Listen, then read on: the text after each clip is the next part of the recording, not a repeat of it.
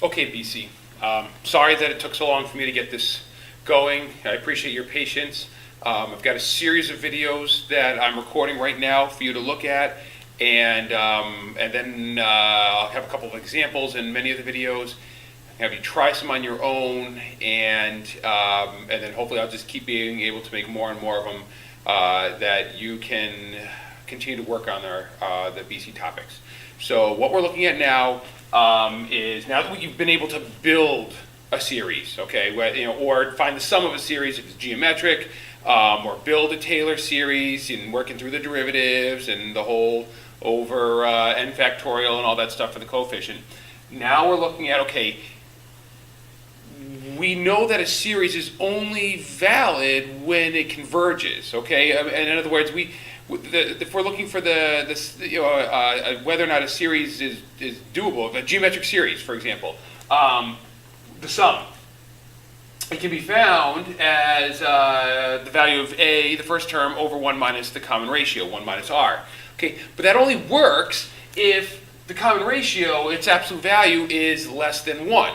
Okay, so if we have the function, or if we have the series just 2 to the n, all right, so that would be 2, or that would be 1 plus 2 plus 4 plus 8 plus 16 plus blah, blah, blah. Okay, that series is not going to converge. Okay, r is equal to 2. And that means that obviously 2 is not less than 1. And therefore, we cannot find a sum. And that's true because we're just going to continue to add larger and larger numbers. Okay, so that geometric series, while it is geometric, it has no sum. It does not converge on a value.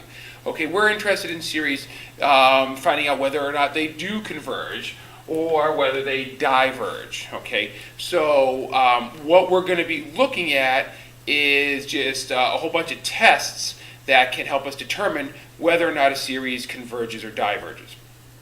Okay, and this is we're gonna do those tests in a second, but bear with me. I just want to talk about the idea where we're heading with this, okay? Because we're going to be seeing series that don't just have n. Okay, so this one right here we know is equal to the sum as n goes from 0 to infinity of 2 to the n. Okay, and that's our series right there. Our general term is 2 to the n. There's going to be series that have n and x. Okay, and we're looking at like a power series like this one right here. So we are talking about x minus a to the nth power. So this is a series which is going to be centered at a. Okay, and the whole x minus a, that gets us our center. And if it's centered at 0, then a is 0, and this could just be x to the nth. But because we have this here, we can have any value that the series can be centered on. Okay, and then there could be a coefficient. And it's going from 0 to infinity. If we have these types of series, okay, they can converge depending on the value of x. Okay, now it may be a case where the series will converge for every value of x. In other words, as long as we just keep adding terms to the end, then whatever our polynomial is that we're creating, it will match up with whatever the function is eventually. We'll see that e to the x. And if you recall, that was 1 plus x squared over 2 plus x cubed over 3 factorial plus x to the 4th over 4 factorial plus blah, blah, blah, blah, blah, blah.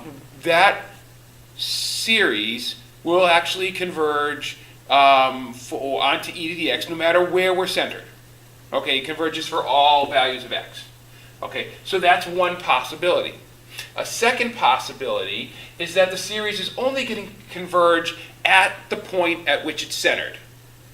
Okay, so we can have this great series that goes on for 100 terms, but it doesn't matter whether it's 100 terms or 3 terms. The series is only going to be accurate at that point, at x equals 1 or x equals 2. Okay, everywhere else, the series is not valid. It doesn't match up. Okay, that happens as well. The third possibility is that there's this interval if you will, in which the series is valid. Okay, and very common one to think about here is good old 1 over 1 minus x. Because remember, we got this, or well, n, but yeah, 1 over 1 minus x. Remember, that was built off of the geometric. Okay, this was equal to 1 plus x squared plus x cubed, okay, as long as the absolute value of x was less than 1. Okay, so in other words, between 1 and negative 1, this polynomial, okay, would match that. Okay, as long as x is between 1 and negative 1. But if x was 2, okay, then this polynomial will not match the series.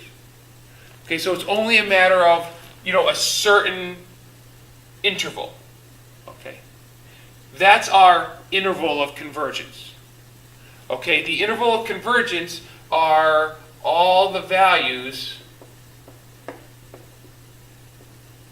for which the series converges.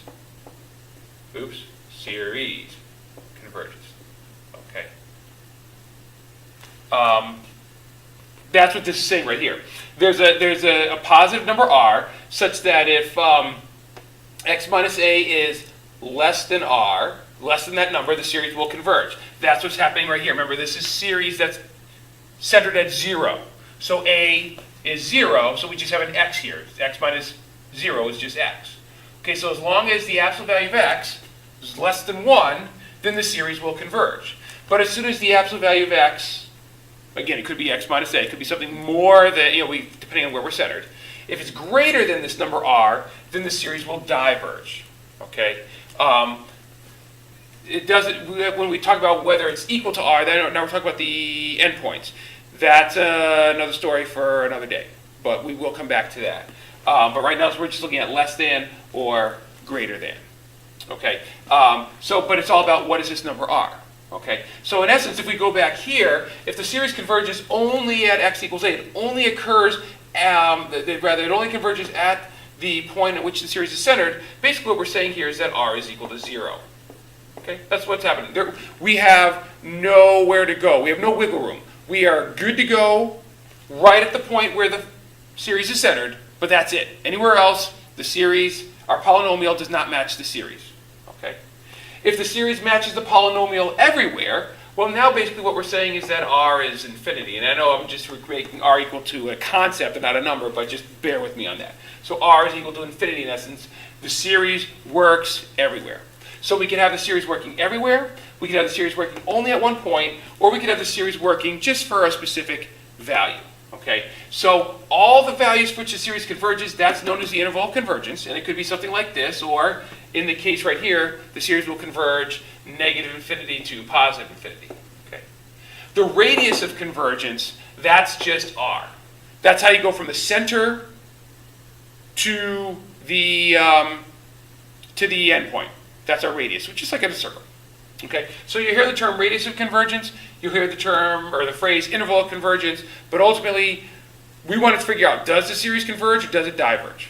So I apologize, this video was long, the next ones will be shorter, but now we're going to start looking at tests which will help us determine whether a series converges or diverges.